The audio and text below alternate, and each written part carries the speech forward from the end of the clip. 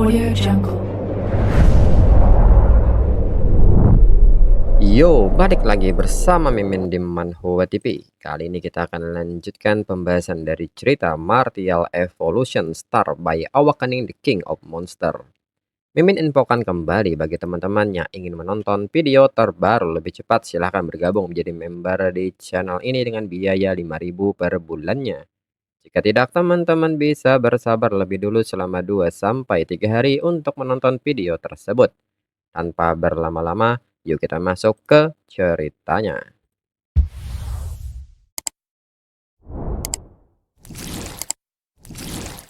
Hingga kini Yihe mengerahkan lengannya menuju Huang Liancheng, serta menyebut Huang Liancheng sebagai anjing tua yang dikebiri. Dirinya akan memotong kepangnya dan kepala anjingnya yang bau itu sekaligus. Huang Liancheng yang panik pun segera merespon hal ini dan mencoba menahannya dengan Great Golden Hand. Saat benturan terjadi, Huang Liancheng bertanya-tanya dalam pikirannya, bukankah seharusnya monster ini tidak terbang setelah tumbuh lebih besar? Jika kecepatannya mencapai level itu, maka mereka tidak akan berani memperlihatkan tubuh mereka sama sekali. Sekali terungkap, mereka mungkin akan terbunuh seketika. Lalu Yihe sendiri kini kembali melepaskan The First Punch ke arah Huang Liancheng. Melihat hal ini, Huang Liancheng bertanya-tanya dalam pikirannya, apakah pukulan itu hanya pura-pura? Sepertinya dirinya tidak punya pilihan selain menghadapinya secara langsung. Dan kembali Huang Liancheng melepaskan Great Golden Hand, hingga benturan kedua pun terjadi. Namun kali ini, serangan The First Punch Yihe menggigit The Great Golden Hand hingga Great Golden Hand hancur yang mengakibatkan Huang Liancheng terpukul mundur. Namun hal ini malah membuat Huang Liancheng nampak senang karena berhasil memblokir serangan monster ini. Namun Yihe seketika bertanya kepada Huang Liancheng yang dia sebut sebagai anjing tua yang dikebiri, apa yang Huang Liancheng blokir. Dan kembali Yihe melepaskan the second punch. Dan hal ini membuat Huang Liancheng terdiam dan terkena pukulan telak ini. Tidak berhenti sampai di sana, pukulan selanjutnya pun kini kembali dilepaskan hingga benturan ini membuat Huang Liancheng melesat jatuh ke permukaan tanah. Huang Liancheng yang kehabisan tenaga pun meminta monster ini untuk menghentikannya. Dirinya tidak akan bertarung lagi, ada sesuatu yang perlu dirinya bicarakan dengan Yihe. Lalu Yihe yang mendekat pun tidak menanggapi omongan Huang Liancheng dan kembali bersiap melepaskan the third punch. Melihat serangan ini, Huang Liancheng sangat kaget dan mencoba memohon kembali. Namun semua itu terlambat, benturan keras pun kini telah terjadi. Menurut Yihe, bagaimana mungkin tubuh yang tampak indah di luar tetapi busuk di dalam ini mampu menahan pukulan yang begitu kuat dan mengerikan ini? The Dragon Shadow devoured Huang Liancheng yang kurus menggigit dan menghancurkan ke-10 artefak magis pelindungnya, yang pada akhirnya menyebabkan tinjunya menghantam dada Huang Liancheng secara langsung. Suatu kekuatan yang mengerikan dan meledak hampir meremas bola mata Huang Liancheng keluar dari rongganya. Dia gemetar dan menundukkan kepalanya.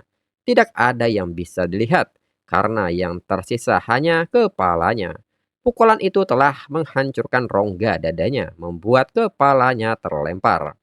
Saat ini dalam perjalanan menuju dunia bawah hanya raungan naga yang terdengar, mengucapkan selamat tinggal kepada ahli bela diri yang telah mendominasi dunia selama berabad-abad. Sementara itu orang-orang yang melihat fenomena yang terjadi di langit pun hanya bisa terdiam dengan ekspresi kagetnya.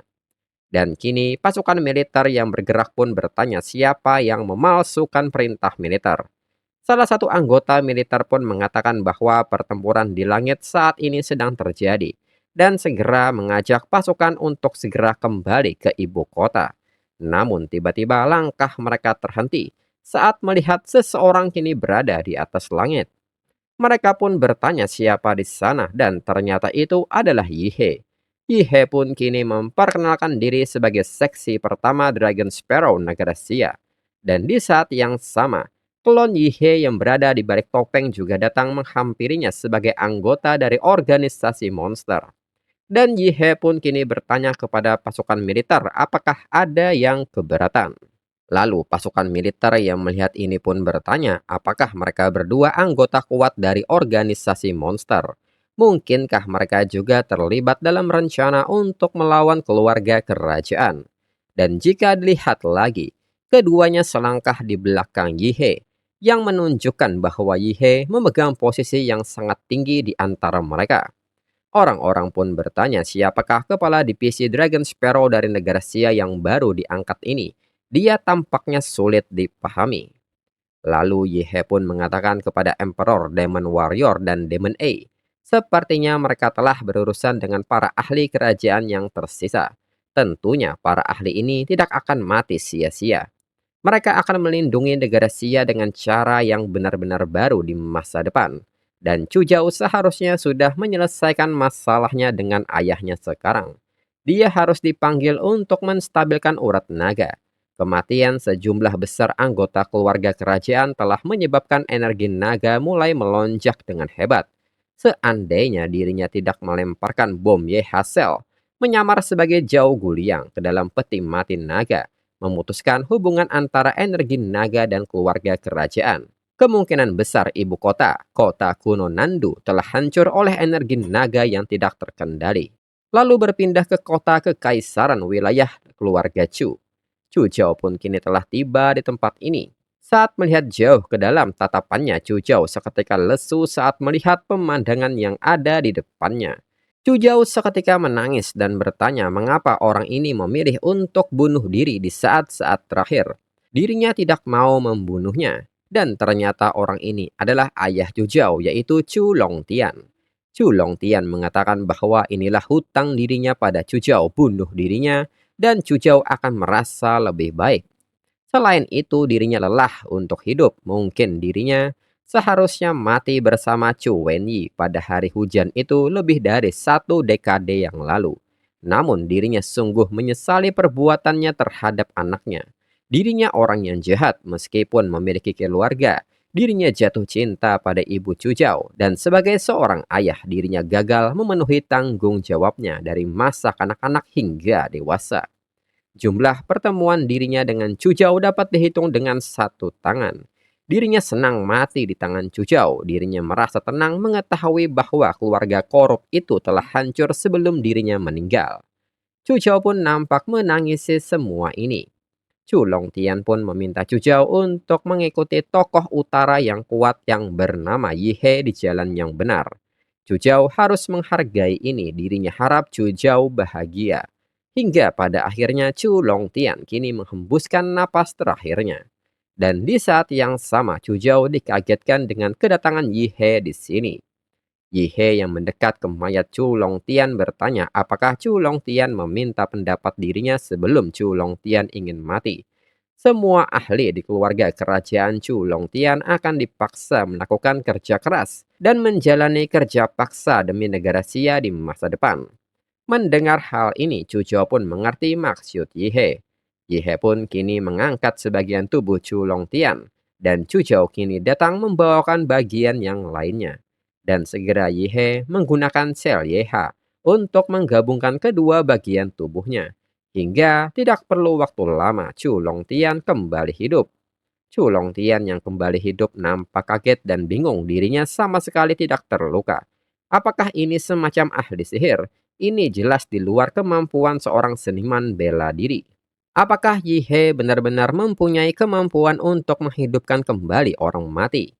Yihe pun mengatakan bahwa abad ke-21 adalah abad biologis serta meminta Chu Longtian untuk percaya pada sains. Selain itu, karena dirinya menyelamatkan Chu Longtian dan putra Chu Longtian bekerja untuk dirinya, tentu saja Chu Longtian harus tunduk pada dirinya. Chu Longtian pun setuju dengan hal ini.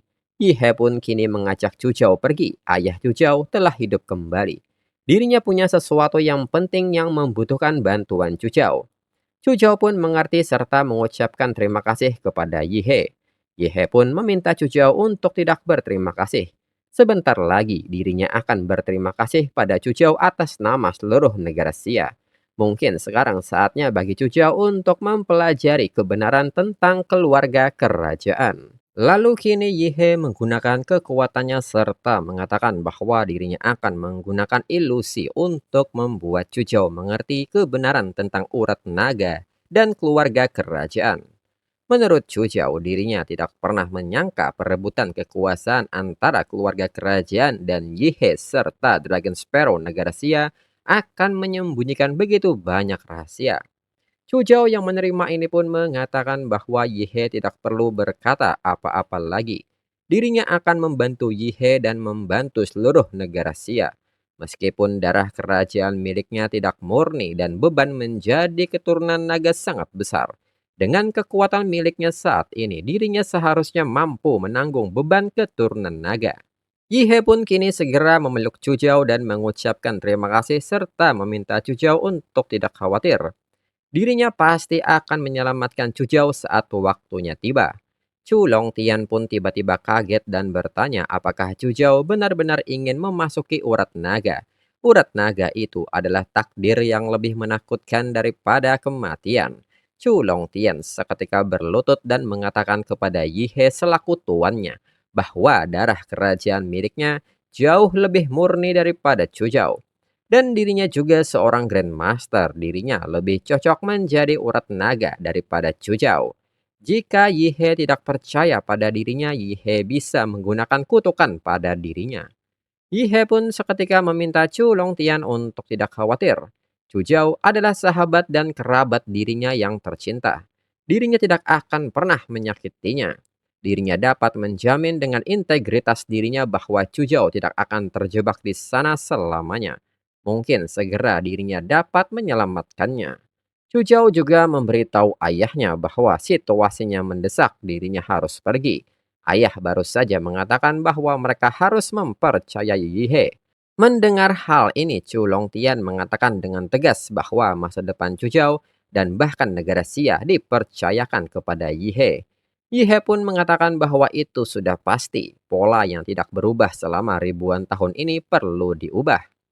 Lalu kini di aula naga leluhur, Yihe dan Cujao kembali ke tempat reruntuhan ini. Cujao yang melihat ini pun bertanya apakah ini peti mati naga. Selain itu daerah sekitarnya telah hancur tetapi peti mati naga masih utuh. Yihe mengatakan bahwa ini karakter utamanya. Bagaimana mungkin dirinya bisa menyentuh sehelai rambut pun di kepalanya. Dirinya akan menaruh matanya di Ave jadi dirinya bisa melihat apa yang ada di bawah. Selain itu, Yihe mengatakan bahwa ini adalah the ultimate Yevin yang memungkinkan Ave untuk secara otomatis menghubungkan tanaman merambat ke tubuhnya. Jika terjadi sesuatu yang salah, dirinya bisa menarik Cujao ke atas. Cujao menyebut itu bagus, dengan ini semuanya sudah siap. Cujao pun kini mempersiapkan dirinya dan segera melompat masuk ke dalam peti mati naga ini. Saat di dalam, Cujao pun terus masuk seperti menyelam ke dasar laut. Dan kini The Ultimate Yevin mulai aktif dan tanaman merambat mulai tumbuh. Ave mengatakan bahwa mereka sudah turun 100 meter. Bukankah mereka sudah sampai di dasar? Yihe menyebut ini masih awal, mereka baru saja memulai. Yihe juga meminta Cujao untuk tidak khawatir. Dirinya mengawasi lingkungan di luar aula naga leluhur dengan seksama. Dirinya akan segera memberitahu Cujao jika terjadi sesuatu yang tidak beres. Cujao pun mengerti. Lalu tak berselang lama, Cujao menyadari bahwa tempat itu tidak lagi sepenuhnya gelap. Purple mist yang jarang telah muncul. Yihe mengatakan tanpa memastikan sifat sebenarnya dari purple mist ini. Sebaiknya jangan disentuh sembarangan. Cujao pun kini meminta Ave untuk memberikan hal itu padanya. Ave pun mengerti dan seketika memberikan pakaian pelindung kepada Cujao berupa pakaian seorang penjelajah ruang angkasa. Lalu Ave memberitahu Cujao bahwa Powerful Gold Mist ini sangat agresif. Benda ini terus berusaha memasuki pori-pori Ave, tapi untungnya Ave tidak punya pori-pori. Ave menekankan bahwa mereka tidak bisa berlama-lama di sini. Mereka harus bergegas dan segera maju dengan kecepatan penuh. Lalu saat masuk sangat dalam, Cujao bertanya bukankah sudah sampai di dasar, ini terlalu dalam. Namun The Powerful Gold Mist semakin pekat, hampir menutupi kegelapan di sekitarnya. Sudah 10.000 meter belum sampai juga ke tujuan. Pada ketinggian seperti itu pasti akan membunuh sebagian besar urat naga kerajaan. Kerak bumi berada pada kedalaman rata-rata lebih dari 20 kilometer. Dan di bawah itu mereka sudah mencapai magma. Chu Chao pun bertanya ada yang tidak beres, apakah masalahnya ada pada Farpol Miss Gold ini. Segera Chu Chao menggunakan mata sebab akibatnya untuk melihat apa yang terjadi. Dan kini Chu Chao melepaskan teknik Incarnation of the Dharma. Di saat teknik ini sudah aktif secara sempurna, Chu Chao melepaskan teknik serangan dengan nama Slay the World Destroying Pagoda hingga membelah Farpol Miss Gold ini. Dan bersamaan dengan hal tersebut tiba-tiba Chu Chao tenggelam ke dalam air dan seketika tersadar di suatu tempat. Yi He pun mengatakan bahwa akhirnya Chu Chao terbangun. Seandainya dirinya tidak khawatir bahwa turun ke sana akan menyebabkan perubahan tidak terduga pada energi naga, dirinya pasti sudah pergi menyelamatkan Chu Chao. Yi He menjelaskan bahwa melalui matanya, dirinya melihat Chu Chao jatuh ke danau ini setelah mengaktifkan The World Slaying Pagoda. Lalu Chu Chao membeku dan tenggelam ke dasar danau. Dirinya mencoba menarik Chu Chao keluar dengan ranting-ranting pohon yang gundul. Tetapi tubuh Chu Chao tenggelam ke danau seberat gunung. Sekalipun dirinya memiliki kekuatan ilahi, dirinya tidak bisa mengangkat Chu Chao. Untunglah Chu Chao bangun sendiri, kalau tidak akan sangat memalukan jika Chu Chao baru saja berjanji kepada ayahnya. Dan kemudian kehilangan putranya dalam sekejap. Lalu kini Chu Chao telah tiba di jurang peti mati naga. Chu Chao yang bangkit pun mengeluarkan sisa air di dalam tubuhnya serta mengatakan bahwa dirinya jatuh dari langit dan menabrak langsung danau ini. Danau yang bisa membawa orang ke dalam keadaan seperti mimpi. Selain itu tempat ini sangat sempit dengan dinding di keempat sisinya dan tidak ada pintu atau jalan keluar tersembunyi lainnya. Satu-satunya jalan keluar dirinya masih harus kembali ke danau ini. Setelah berputar-putar, mereka kembali ke titik awal. Namun karena Ave tidak dapat sepenuhnya mengisolasi dirinya di danau, Ave tidak punya pilihan selain mengaktifkan avatar dharmanya secara langsung. Dan kembali Chu Chao masuk ke dalam danau menggunakan avatar dharma ini. Saat kembali masuk, Chu Chao pun bertanya-tanya dalam pikirannya apakah ada sesuatu yang hidup di dalam dasar danau. Dan segera Chu Chao menggunakan tombak avatar dharma untuk mengetahuinya hingga ledakan besar pun terlihat dari atas danau. Sementara itu, di reruntuhan aula naga leluhur, Yi He pun kini nampak kaget dan bertanya apakah urat naga punya rasa yang begitu ekstrim. Apa yang terkubur di dasar danau adalah gunung manusia. Dilihat dari pakaiannya, seharusnya itu adalah urat naga yang dikorbankan pada tahun Jiasi setiap dinasti. Mungkin karena sifat khusus air danau, urat naga ini bahkan setelah terendam dalam air selama ribuan tahun, belum membusuk atau lapuk dan masih mempertahankan penampilan aslinya. Tampaknya The Farfel Gold Mist naik dari gunung orang-orang ini. Namun di saat itu Yi He yang melihat dari pandangan mata Chu Chao nampak kaget dan bertanya, apakah gunung orang ini berubah? Dan benar saja tiba-tiba orang-orang yang berada di tumpukan ini mulai tumbuh sisik di tubuhnya dan mulai hidup. Lalu kumpulan urat-urat naga ini mulai menyatu hingga membentuk suatu makhluk seperti cacing. Chu Chao pun bertanya benda apakah ini. Yi He mengatakan bahwa tampaknya upacara transfer urat naga akan segera dimulai secara resmi. Dan untuk episode selanjutnya tunggu 2 sampai 3 minggu lagi. Sekian dan terima kasih.